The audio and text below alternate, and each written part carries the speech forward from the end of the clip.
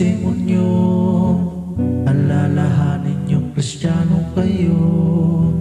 Tinitingnan ng mga tao, merong nagsasabing maglilingkod ako.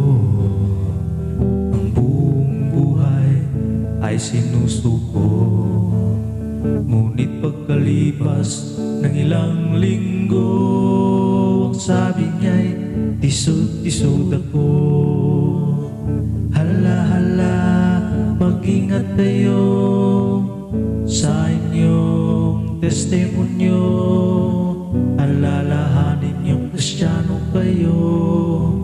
Tinitingnan ng mga tao, meron naman tayong ditong mga membro sa loob ng simbahan, pagkasanto-santo, ngunit sa kanilang bahay, ang sabi ng lolo, ang ugali daig pa sa kabayo. Hala-hala, mag-ingat kayo sa inyong testimonyo, alalahanin yung Kristiyano kayo. Tinitingnan ng mga tao, merong Bible-uman ayaw mag-asawa. Ang isang pastor, butas daw ang bulsa, saka pipili niya, siya'y nakapag-asawa. Isang lasinggero, binubugbog pa siya. Hala-hala, mag-ingat kayo sa inyong testimonyo, alalahanin yung Kristiyano kayo.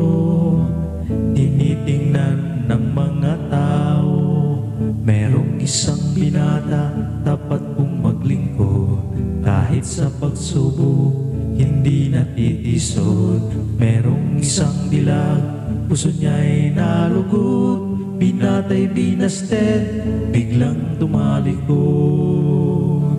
Hala-hala, mag-ingat kayo sa inyong testimonyo, alalahanin yung Kristiyano kayo.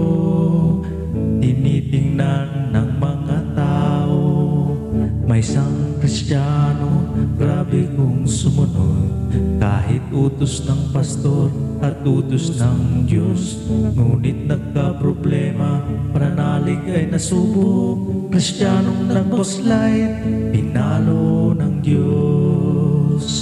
Hala-hala, mag-ingat kayo sa inyong testimonyo, alalahanin yung Kristiyano kayo.